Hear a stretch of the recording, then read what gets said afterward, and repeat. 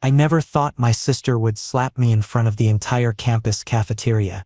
The sting burned across my cheek as Zara's eyes blazed with fury, her voice cutting through the sudden silence like a blade. "Stay away from Ethan, you backstabbing freak." Every pair of eyes in the massive dining hall turned toward me, whispers erupting like wildfire spreading through dry grass. My heart hammered against my ribs so hard I thought it might burst as I touched my burning cheek, completely stunned and disoriented. The cafeteria, which moments before had been filled with the usual lunch rush chaos of clinking trays and animated conversations, now felt like a movie set where someone had called cut mid-scene. Students froze with forks halfway to their mouths, their eyes wide with the kind of morbid fascination people have for car crashes. I could practically feel their phones being pulled out, fingers already moving to capture this moment that would undoubtedly become campus legend. "Zara, what are you talking about?" I whispered, my voice cracking like I was going through puberty all over again. She laughed bitterly, a sound that made my skin crawl, her perfectly manicured finger pointing straight at my chest like an accusation made flesh. "Don't play innocent with me, Kai." I saw the texts on his phone, all those late-night conversations, all those study sessions that never seemed to end. The cafeteria felt like it was spinning around me, the fluorescent lights suddenly too bright, the smell of French fries and pizza becoming nauseating. Study sessions. The only time Ethan and I ever talked was when Zara dragged him along to our monthly family dinners, where he'd sit politely through Mom's interrogations about his major and career plans, while Zara clung to his arm like a designer accessory. I started, but she cut me off with another harsh laugh that echoed off the high ceilings. "Never what? Never try to steal my boyfriend? Never be the weird little brother who can't get his own guy so he has to go after mine." Her words hit like physical blows, each one finding its target with surgical precision. I felt my face flush with a mixture of shame and anger so intense it made my vision blur. Everyone was still staring, some now openly recording with their phones held high like they were at a concert. This would be all over TikTok, Instagram, and Twitter within minutes. "Babe, calm down," came a deep voice behind her, rich and smooth like expensive whiskey. Ethan approached slowly, his tall frame cutting through the crowd of onlookers like a ship through troubled waters. But when his eyes met mine across the space between us, I saw something that made my stomach do a complicated flip. Concern? Guilt? Something else entirely that I couldn't quite name but that made my pulse quicken in a way that felt entirely wrong, given the circumstances. "Kai, I'm sorry about this," he said, his voice carrying that slight rasp that had always made me inexplicably nervous during family gatherings. But before I could process what he meant by that apology, Zara whirled around and pulled him toward her with a possessiveness that bordered on violence. "Sorry? You're apologizing to him? Ethan, this is all your fault." Zara's anger had found a new target, and I watched as her fury turned on the boy she'd been dating for the past 6 months. The boy who'd sat at our dinner table every few weeks, making polite conversation with our parents while I tried not to notice how his laugh sounded or the way his eyes crinkled at the corners when he smiled. I couldn't understand how everything had gone from normal Tuesday lunch to this public nightmare in the span of what felt like seconds. My hands were shaking so badly I could barely grip my backpack as I bent to pick it up from where it had fallen during the initial confrontation. The leather straps felt slippery in my sweaty palms, and I fumbled with the zipper, desperate to escape this increasingly surreal situation. "I'm getting out of here," I managed to say, my voice barely audible over the low hum of whispered conversations that had started up around us like the buzz of insects. But as I turned to flee, to disappear into the crowd and hopefully into the ground itself, Ethan's hand shot out and caught my wrist. The contact sent an electric current racing up my arm, a sensation so intense and unexpected that I actually gasped out loud. "Kai, wait." His fingers were warm against my skin and the touch lingered a moment longer than it should have. Longer than was appropriate, longer than made any sense given that he was supposed to be my sister's boyfriend. The feeling that coursed through me at that simple contact was wrong on every conceivable level, but it was also undeniably real and powerful enough to make my knees feel suddenly unsteady. I jerked my arm away as if his touch had burned me, which in a way it had. "Don't," I said, backing away from both of them, from this scene that was rapidly spiraling beyond my control or understanding. Just don't. The crowd around us had grown thicker, more students drawn by the promise of drama like moths to a flame. I could hear fragments of their conversations, my name being passed from mouth to mouth like gossip currency. Did you see what happened? Kai and Ethan? His own sister's boyfriend? That's so messed up. Zara's face had gone pale beneath her carefully applied makeup, and for the first time since this whole thing started, she looked less angry and more hurt. Genuinely, deeply hurt in a way that made my chest ache with guilt even though I still had no idea what I was supposed to be guilty of. How long has this been going on, Kai? How long have you been sneaking around behind my back? I haven't been sneaking around anywhere. The words burst out of me louder than I'd intended, drawing even more attention from nearby tables. Zara, I swear to you I have no idea that you're talking about. I would never do anything to hurt you, you know that. But even as I said the words, I could feel their inadequacy. Something was happening here, something I didn't understand but that felt massive and important and potentially life-changing. The way Ethan was looking at me, the way his touch had affected me, the fact that apparently he'd been texting someone about me, it all added up to something that terrified me even as it thrilled me in ways I didn't want to examine too closely. The study sessions, Kai, Zara said, her voice now carrying a note of exhaustion that made her sound older than her 19 years. The late-night texts about literature and poetry and all those things you're into. He talks about you constantly, asks about your schedule, wants to know your favorite everything. You really expect me to believe you didn't know? My world tilted on its axis. Poetry, literature, those were my passions, the things I spent my free time reading and thinking about when I wasn't buried in textbooks for my English major. The idea that Ethan had been asking about them, about me, sent my mind reeling in directions I wasn't prepared to explore. I didn't know, I whispered, and it was the truth. But as I looked between my sister's tear-filled eyes and Ethan's guilty, desperate expression, I realized that my ignorance didn't make this situation any less complicated or any less explosive. The cafeteria had become our stage, and we were putting on a show none of us had auditioned for. But the curtain was falling whether we were ready or not, and I had the sinking feeling that when it rose again, nothing in our family would ever be the same. The walk back to my dorm felt like a death march.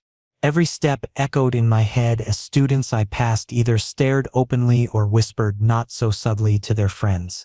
By the time I reached Bradley Hall, my cheeks still throbbed from Zara's slap and my entire body felt like I'd been hit by a truck carrying emotional baggage. I collapsed onto my narrow single bed, burying my face in my hands as the reality of what had just happened began to sink in. My phone, which I'd silenced during the cafeteria disaster, was now buzzing with notifications like an angry hornet trapped in a jar. When I finally worked up the courage to look at the screen, my stomach dropped to somewhere around my ankles. 17 missed calls from Zara. 23 unread text messages. And that was just the beginning. Instagram notifications were piling up faster than I could count. Tags and videos I definitely didn't want to see. Twitter mentions that made my skin crawl. Someone had even created a hashtag #CafeteriaGate. Another one, #KithyThief. The creativity of my fellow students in turning my humiliation into viral content was both impressive and devastating. I threw the phone across the room where it landed with a satisfying thud against my desk chair. The silence that followed felt like a blessing until it was shattered by a knock at my door that made me jump like I'd been electrocuted. "Kai, please open up," came Ethan's voice through the thin wood, muffled but unmistakably his. My stomach performed an Olympic-level gymnastics routine. This was absolutely the last thing I needed right now. The last complication I could handle. "Go away, Ethan. You shouldn't be here." I pressed my back against the door as if my weight could somehow make the entire situation disappear. The metal was cool against my shoulders through my t-shirt, grounding me in a moment that felt increasingly surreal. "I need to explain. Please just give me 5 minutes. 5 minutes. Like this could be sorted out in 5 minutes. Like whatever had exploded in that cafeteria could be cleaned up with a brief conversation." But the desperation in his voice, the way it cracked slightly on the word please, made something in my chest tighten with an emotion I didn't want to name. When I finally opened the door, he was standing there looking like he'd been through his own personal war zone. His usually perfectly styled dark hair was messy, with pieces falling across his forehead in a way that made my fingers itch to brush them back. His button-down shirt, which had been crisp and pressed that morning, was now wrinkled and partially untucked. He looked tense, worried, and devastatingly handsome in a way that made me hate myself for noticing. "Come in," I said reluctantly, glancing down the hallway to make sure no one was around to witness this latest chapter in what was rapidly becoming the most dramatic day of my college career. "But make it quick." He stepped into my small single room, which immediately felt even smaller with his presence filling it. My dorm was nothing special. Standard issue furniture, textbooks stacked on every available surface, a few posters of classic literature covers taped to the walls. But seeing it through his eyes made me suddenly self-conscious about the unmade bed, the clothes draped over my desk chair, the general organized chaos that was my living space. "Kai, I need to tell you the truth," he said, sitting heavily on the edge of my bed like the weight of whatever he was carrying was too much to bear standing up. "What Zara said back there, it's partially true." My heart stopped. Actually stopped. I could feel the absence of its beating in my chest, a void that made me dizzy. "What do you mean?" "We were texting, late at night, a lot." His blue eyes, which I'd always thought were just generically attractive, now seemed to be looking straight through me, seeing things I didn't even know were there. "But the reason she thinks we were, it's completely wrong." I leaned against my desk, needing the support as my legs suddenly felt unreliable. "Then what was the reason?" Ethan ran his hands through his already disheveled hair, making it even messier in a way that was frustratingly attractive. His face flushed red, the color spreading from his cheeks down his neck and disappearing beneath his collar. "I was asking her about you, your favorite books, movies, music, what your class schedule was like, what you did in your free time, everything." The word hung in the air between us like a challenge. Everything. What did that mean exactly? And why did the way he said it make my skin feel too tight? Why? The question fell from my lips before I could stop it, barely more than a whisper. The flush on Ethan's face deepened, and he looked down at his hands, which were now clenched into fists on his knees. "It was 'cause I couldn't get you out of my head, Kai. Every family dinner, watching you get excited about some book you'd read, seeing you try to hide your smile when your dad told one of his terrible jokes, listening to you talk about poetry like it was the most important thing in the world." He looked up at me then, and the intensity in his gaze made my breath catch. "I noticed everything about you." The room felt like it was shrinking around us, the air becoming thick and difficult to breathe. This couldn't be happening. This absolutely could not be happening. "Ethan, stop. You're with Zara." "I know," he whispered, leaning forward slightly, and suddenly the space between us felt charged with electricity. "And that's the problem. I'm with the wrong person." Before I could fully process what he'd said, he was standing, moving closer to me with deliberate steps that made my heart race for reasons that had nothing to do with fear. His hand came up to touch my cheek, exactly where Zara had struck me, his fingers gentle and warm against the lingering sting. "This feeling is wrong," he said softly, his thumb tracing along my cheekbone in a touch so tender it made my eyes flutter closed despite my better judgment. "But I can't control it anymore." The logical part of my brain, the part that had gotten me into honors classes and earned me scholarships, was screaming warnings. This was my sister's boyfriend. This was a disaster waiting to happen. This was going to destroy everything. But the rest of me, the part that had been secretly watching him during those family dinners and wondering what it would feel like to have his attention focused entirely on me, was drowning out that logical voice with a chorus of want and need. And finally, I jerked away from his touch like I'd been burned, stumbling backward until I hit the window. The cool glass against my back was a shock that helped clear my head slightly. "You're insane. This is Zara we're talking about. My sister. I can't do this to her." "Kai?" His voice was desperate now, rough with emotion that made something deep in my chest respond despite my attempts to stay rational. "No, Ethan. Just, no." I shook my head emphatically, as if the physical motion could shake away the confusion and desire that were threatening to overwhelm my common sense. "You need to leave. Now." He stood there for a moment longer, his hands hanging at his sides like he didn't know what to do with them, his eyes searching my face for something I wasn't ready to give him. The silence stretched between us, heavy with unspoken words and possibilities that terrified me even as they thrilled me. Finally he nodded once. A sharp jerky movement that looked like it hurt. "I'm sorry," he said, and I couldn't tell if he was apologizing for the scene in the cafeteria, for coming to my room, or for making me feel things I had no right to feel. After he left, I slumped against the window and tried to make sense of a world that had fundamentally shifted in the span of a single afternoon. Outside, campus life continued as normal, but inside my small dorm room, everything had changed. The next morning I sat in Professor Davis's literature class, trying to focus on his passionate lecture about Shakespearean sonnets, but my mind kept replaying Ethan's words from the night before.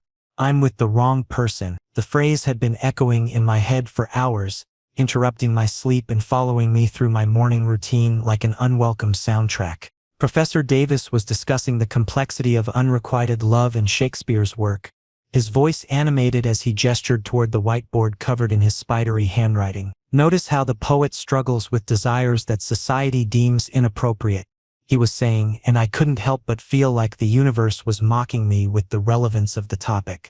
I was hunched over my notebook, attempting to take notes while my mind wandered, when the classroom door opened with a soft click that somehow cut through all the ambient noise like a knife. Every head in the room turned toward the interruption, and my stomach dropped when I saw Zara standing in the doorway. Her usually perfect appearance was disheveled in a way I'd never seen before. Her long dark hair, which she normally spent an hour styling each morning, was pulled back in a messy ponytail. Her eyes were red and puffy, surrounded by the kind of dark circles that spoke of a sleepless night spent crying. She was wearing yesterday's clothes, the same jeans and sweater she'd had on during the cafeteria incident, and they looked wrinkled like she'd slept in them. The entire class was now focused on this unexpected drama unfolding before them. I could practically feel their anticipation crackling in the air like electricity before a storm. After yesterday's very public scene, everyone on campus knew about the Kai-Zara-Ethan situation, and they were clearly hoping for a sequel. "Kai, I need to talk to you," Zara said, her voice calm, but carrying an undercurrent of something dangerous. Professor Davis looked between us with the expression of someone who had accidentally wandered into a soap opera and wasn't sure whether to be annoyed or entertained. She approached Professor Davis's desk with the confident stride that had always made her popular in high school, whispering something in his ear that made his eyebrows rise toward his receding hairline. He glanced at me, then nodded and gestured toward the door. Great. Now I was going to miss notes on what was probably going to be on the midterm exam for the sake of more family drama. In the hallway outside the classroom, Zara's entire demeanor shifted. The anger that had radiated from her yesterday was gone, replaced by something that looked uncomfortably like exhaustion. She leaned against the wall opposite me, her shoulders sagging in a way that made her look smaller than her usual commanding presence. "I broke up with him," she said simply, the words falling between us like stones dropped into still water. My heart performed some kind of gymnastic routine that should have earned it a gold medal. "What? Zara, why?" "Because he told me everything." She slid down the wall until she was sitting on the floor, her knees drawn up to her chest in a position that reminded me suddenly of when we were kids and she'd gotten in trouble with our parents. "Kai, he's in love with you.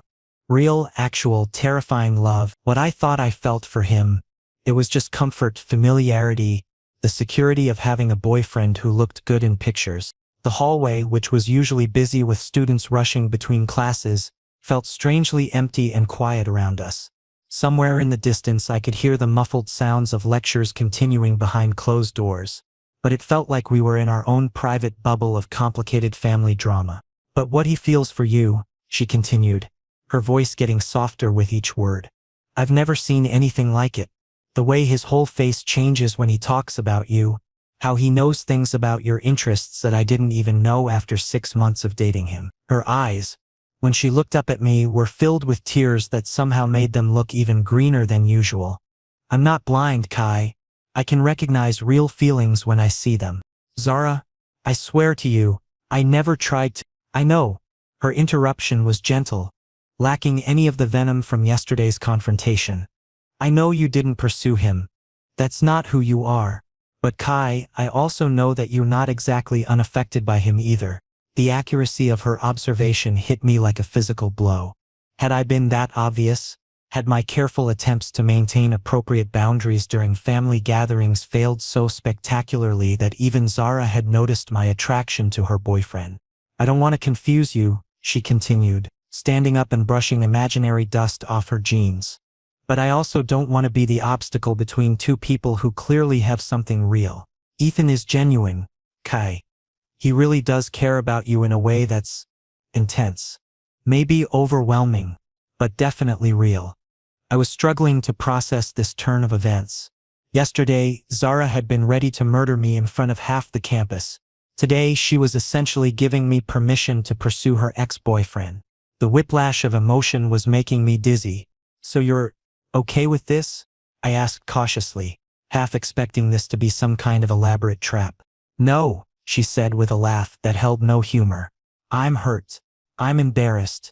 I'm going to have to explain to Mom and Dad why Ethan won't be coming to Sunday dinner anymore. She paused, looking out the window at the end of the hallway where sunlight was streaming in and illuminating dust motes dancing in the air. But I'm not stupid. If someone loves you the way he loves you, maybe you both deserve a chance to figure out what that means. After she left, I found myself wandering across campus in a daze, my literature textbook clutched against my chest like armor.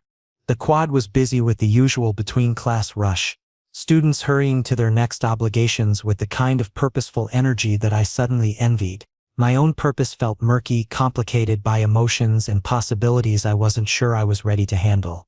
That's when I saw him. Ethan was sitting alone at one of the picnic tables near the library, a coffee cup in his hands that he was staring at like it might contain the answers to life's greatest mysteries. His hair was still messy from yesterday, and he was wearing a different shirt but the same expression of troubled confusion that had marked his face in my dorm room. Zara told me, I said as I approached, not bothering with pleasantries or small talk.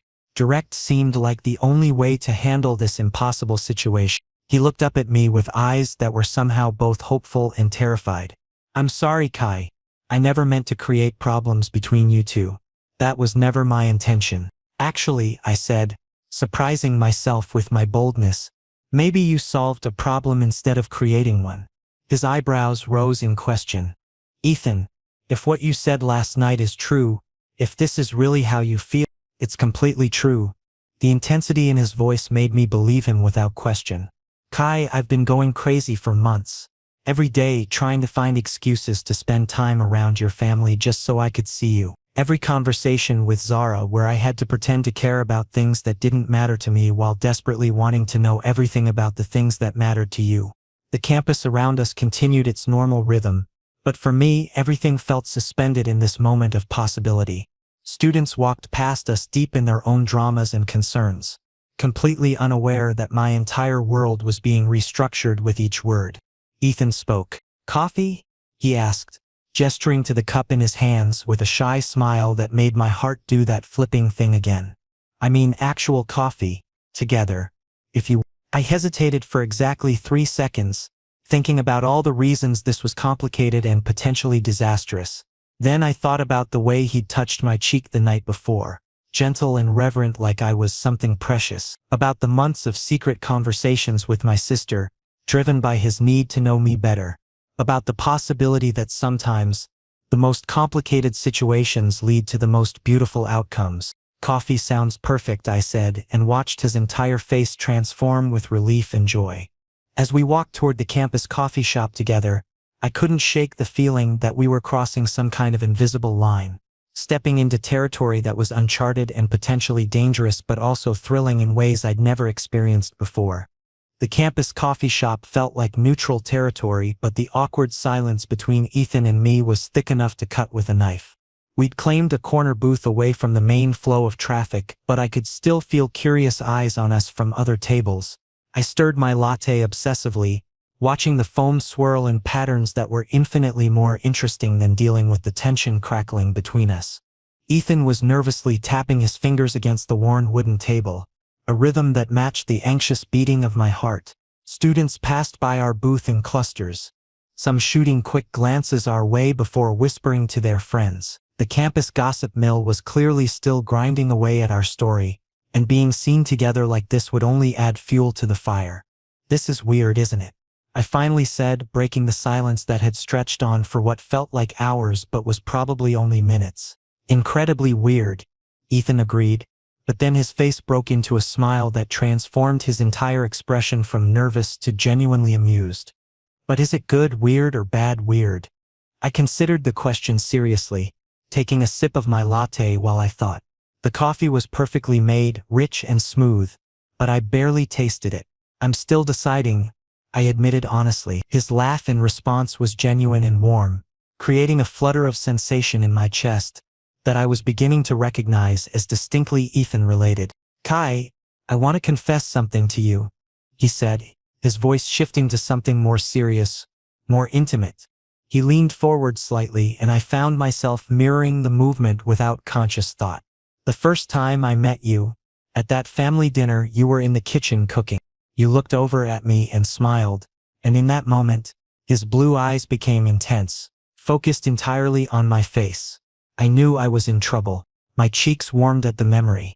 I could picture that evening clearly. It had been one of my mom's elaborate Sunday dinners, and I'd volunteered to help with the cooking to avoid the initial awkwardness of meeting Zara's new boyfriend. Ethan had wandered into the kitchen looking for a glass of water, and we'd exchanged pleasantries about the meal I was preparing. He'd seemed impressive to me then, confident, handsome, articulate, but I'd assumed he was just being polite, making conversation with his girlfriend's little brother. But you started dating Zara, I pointed out, trying to keep my voice neutral despite the complexity of emotions the memory stirred up. Because I was scared, he admitted, running a hand through his hair in what I was learning was a nervous habit. Approaching you directly, it felt impossible. You were shy, quiet, and I had no idea what your feelings might be toward me, or anyone else. Zara was the easier option. The word easier stung a little, and I couldn't hide my slight frown. Easier. No, that came out wrong, he said quickly, clearly seeing my reaction. I don't mean easier as in she's an easy person. I mean, he struggled for a moment, searching for the right words. Zara was obvious about her interest, direct. With you I was always guessing, always wondering, never sure if I was reading the signals right. Understanding dawned on me. So you settled. Temporarily, he added quickly, almost desperately. But I could never forget about you. Every time we went to family events, I found myself watching you. The way you laugh at your dad's terrible jokes, the passion in your voice when you talk about books, the way you get this little crease between your eyebrows when you're thinking hard about something. My phone buzzed against the table, interrupting the moment. A text message from Zara appeared on the screen. How's your coffee date going? The casual tone and the smiling emoji felt surreal given everything that had happened between us. I showed the message to Ethan, watching his expression shift to surprise. She's really okay with this? It seems like it, I replied, still somewhat amazed by my sister's maturity in handling this impossible situation. But I'm still confused, Ethan. Everything is happening so fast. Yesterday I thought you were completely off limits. And now, he leaned across the table, bringing his face closer to mine. The coffee shop's ambient noise, the hiss of the espresso machine, the murmur of conversation, the clink of cups against saucers, seemed to fade into background static. Then let's slow down. No pressure, no expectations, maybe we can just hang out as friends first? The sincerity in his voice was melting my doubts, like sugar in hot coffee. There was something incredibly appealing about the idea of getting to know him without the weight of all the complicated history and family drama. Friends. I repeated, testing how the word felt. Friends. He confirmed, but there was something in his eyes that promised the possibility of something more when we were both ready for it. We spent the next hour talking about everything and nothing. He told me about his major in business administration, his plans after graduation, his family back in Oregon. I shared stories about my English literature classes, my dream of maybe teaching someday, my complicated relationship with poetry. The conversation flowed more naturally than I'd expected, punctuated by moments of laughter that felt genuine and unforced. As the afternoon stretched toward evening, other students filtered in and out of the coffee shop, but I found myself caring less and less about their curious glances. Ethan had a way of making me feel like I was the only person in the room when he was listening to me talk. giving me his complete attention in a way that was both flattering and slightly overwhelming. When we finally left the coffee shop, the sun was setting behind the campus buildings, painting the sky in shades of orange and pink that seemed almost too perfect for the moment. We walked slowly back toward the main quad, neither of us seeming eager to end this tentative first step toward whatever we might become. "Thank you," I said as we paused at the intersection where our paths would diverge.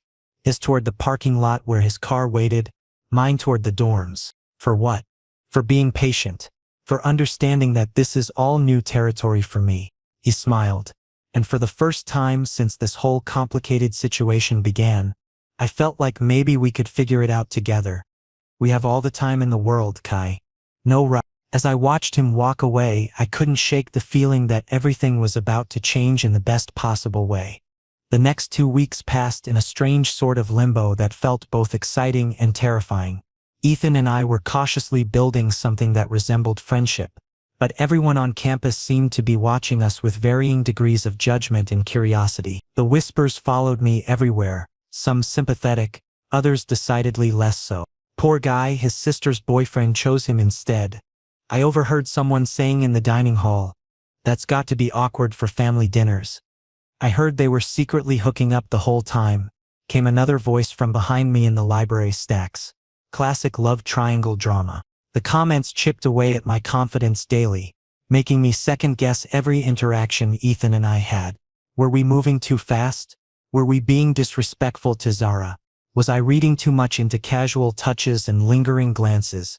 Friday evening found me in my usual spot on the library's 3rd floor, surrounded by research materials for an English literature paper on the evolution of tragic heroes in modern drama.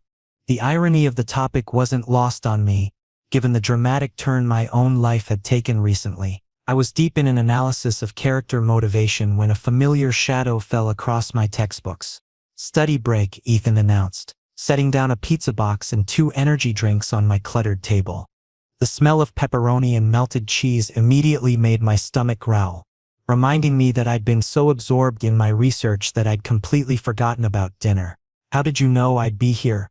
I asked, surprised but pleased to see him. "Because I pay attention to you, Kai." The simple statement made my heart race in a way that was becoming embarrassingly familiar. There was something about the matter-of-fact way he said it, like noticing my habits and preferences was the most natural thing in the world. We shared the pizza while I explained the themes I was exploring in Shakespeare's later tragedies.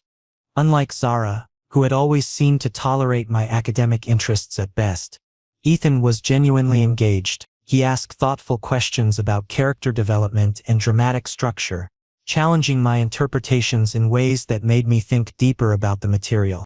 "You're really brilliant. You know that?" he said suddenly, pausing mid-bite to look at me with undisguised admiration. I felt heat rise in my cheeks. "I'm just passionate about literature. It's not the same thing as being smart." "No, I'm serious," he insisted, his voice taking on an intensity that made me look up from my notes. "The way you analyze these characters, the connections you make between themes, it's impressive. I never realized how beautiful your mind is." The compliment hit me differently than any I'd received before. I could handle comments about my appearance or my clothes, but intellectual appreciation? This was entirely new territory and I wasn't sure how to navigate it. The warmth in his eyes made me feel seen in a way that was both thrilling and terrifying. By the time we finished eating, it was well past 10 o'clock. The library had emptied out considerably, leaving us in a bubble of quiet concentration broken only by the distant hum of the building's heating system. We packed up my research materials slowly, neither of us seeming eager to end the evening. The walk back to my dorm took us across the mostly deserted campus. Streetlights created pools of warm yellow light along the pathways, and the October air had the crisp bite of approaching winter. Our footsteps echoed softly on the concrete, and I found myself hyper-aware of every accidental brush of our hands as we walked. "Kai," Ethan said suddenly, stopping in the middle of the path. "I want to ask you something." My stomach fluttered with nervous energy. "What is it?" "Are you interested in guys? Generally, I mean." The question was direct but delivered with obvious nervous tension, like he was afraid of the answer but needed to know. I took a deep breath, recognizing that this conversation was inevitable if we were going to move forward with whatever was developing between us. Yes, I said simply. I am. The relief on his face was immediate and obvious. And, specifically, are you interested in me? The question hung in the air between us like a challenge. The campus was quiet around us, except for the distant sound of crickets and the faint buzz of streetlights. I could see hope, fear, and vulnerability warring in his expression, and I realized that despite his confidence in other areas, this was uncharted territory for him too. Ethan, I started, then hesitated, unsure how to put my conflicted feelings into words. It's okay if the answer is no, he said quickly, clearly misreading my pause. I'm not trying to pressure you or… Yes, I interrupted, surprising myself with the firmness in my voice. I'm interested, but I'm also scared. He stepped closer, close enough that I could see the flecks of gold in his blue eyes. Scared of what? Everything, I admitted. Zara, people's reactions, the possibility that maybe we're making a huge mistake and ruining everything for a feeling that might not even be real. His hand came up to touch my cheek, the same gentle gesture he'd made in my dorm room, but somehow more meaningful now, more deliberate. Then maybe we figure it out together, one step at a time. The streetlight above us flickered slightly, casting shifting shadows across his face, but his expression remained steady and sure. There was something about his certainty that made my fears seem less overwhelming, more manageable. Together, I repeated softly. And for the first time since this whole complicated situation began, the word felt like a promise rather than a problem. We stood there for a moment longer, the October night air cool against our skin, before continuing the walk to my dorm. But something fundamental had shifted between us. An acknowledgement of mutual interest that changed the entire landscape of our relationship. As I climbed the stairs to my room, I couldn't shake the feeling that I was crossing some kind of threshold, stepping into a version of my life that was more complicated but also infinitely more interesting than anything I'd experienced before. Saturday evening arrived with the kind of nervous energy that made it impossible for me to sit still. Ethan had asked me on what he'd specifically called a proper date. Dinner and a movie. A real romantic evening rather than just another friendly hangout disguised as something more casual. I stood in front of my small dorm room mirror, changing shirts for the third time and wondering if I was trying too hard or not hard enough. The knock on my door interrupted my fashion crisis. I opened it to find Zara standing in the hallway, and for a moment my heart stopped, wondering if she'd changed her mind about being supportive of this tentative relationship Ethan and I were building. "Looking good, little brother," she said with a smile that seemed genuine, though I could still see traces of sadness lingering in her green eyes. "Zara, if you're uncomfortable with this," I started, but she cut me off with a shake of her head. "No," she said firmly. "I'm happy for you." "Really? Ethan he's different with you than he ever was with me. More relaxed, more genuine. You bring out something in him that I never could." Her words were generous in a way that made my chest tight with gratitude and guilt in equal measure. I wasn't sure I deserved her understanding, but I was grateful for it nonetheless. An hour later, I found myself sitting across from Ethan at Antonio's, a small Italian restaurant just off campus that was popular with students but intimate enough to feel special.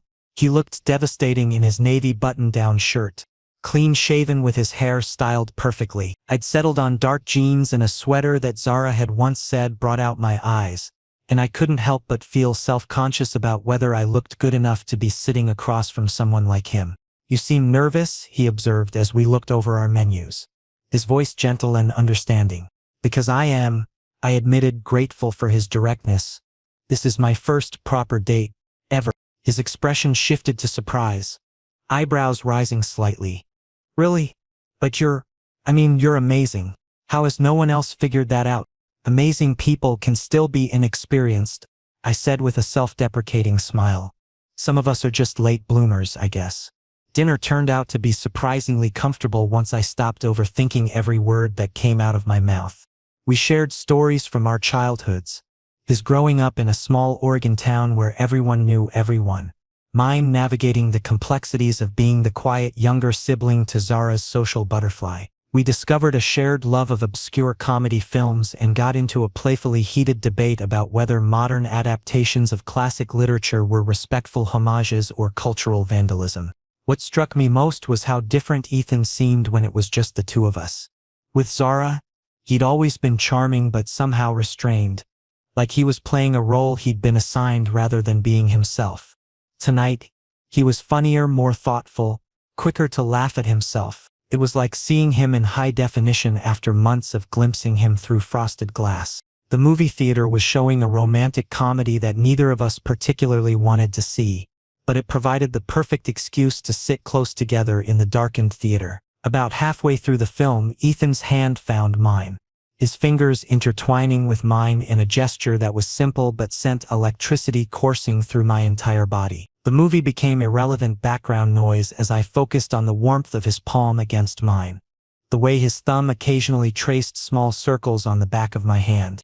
The walk back to campus was deliberately slow, both of us seeming reluctant to end the evening.